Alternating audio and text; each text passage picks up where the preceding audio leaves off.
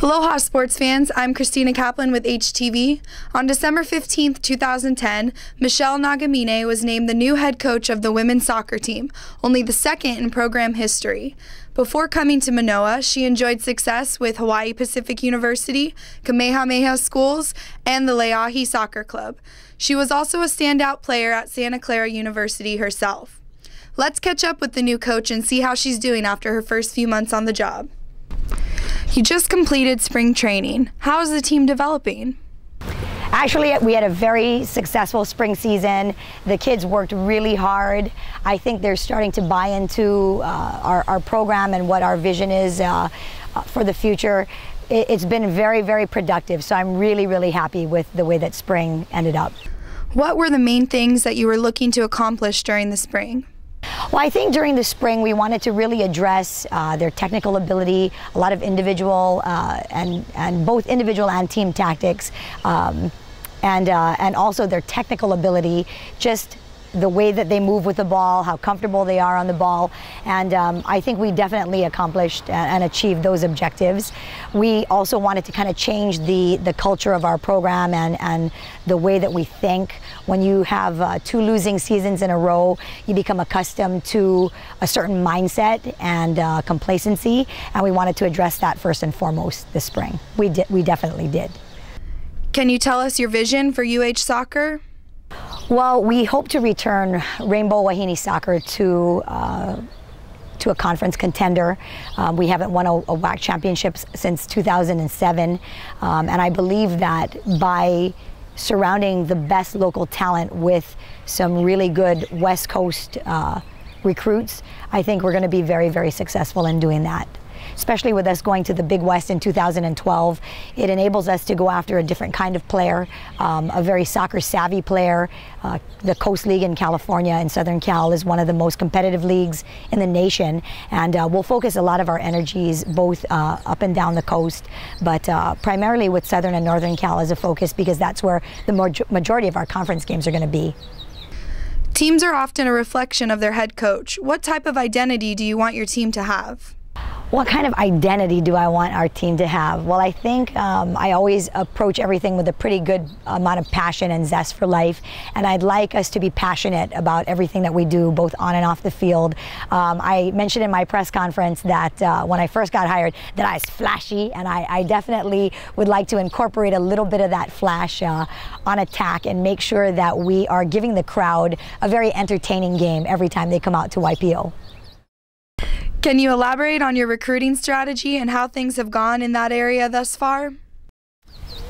You know, the recruiting has been very, very good. I'm really impressed at the amount of interest that our program has, especially after having two losing seasons. I think a lot of our recruits are very focused on the building of our program, which is something that we're obviously trying to sell them on, that we want this to be a new era in Rainbow Wahine soccer. So by focusing on the areas of California, Northern and Southern California, these kids are going to get to go home and play in front of their friends and family, and that's a really, really big recruiting point for us. How does Hawaii fit into your recruiting strategy? Well, we have 3 or 4 of the top local kids coming to us this year in 2011. So we're very, very pumped and optimistic about the future of Hawaii players, Hawaii born and bred players in our program. We plan on making them our focal point or the base, and then building around those kids.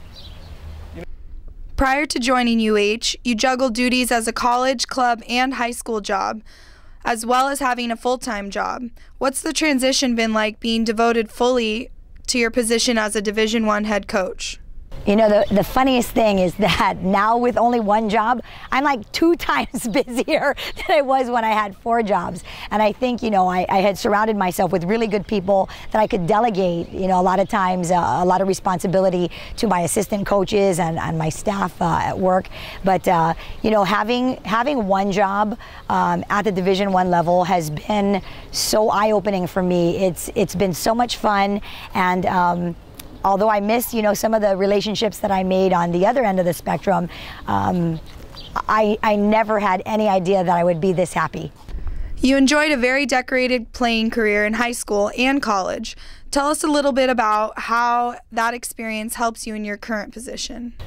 Well, I think being a player who was born and raised in Hawaii and grew up through the system, I have an idea of some of the obstacles that kids are facing when they are graduating from high school and deciding where they want to go to school and continue their education.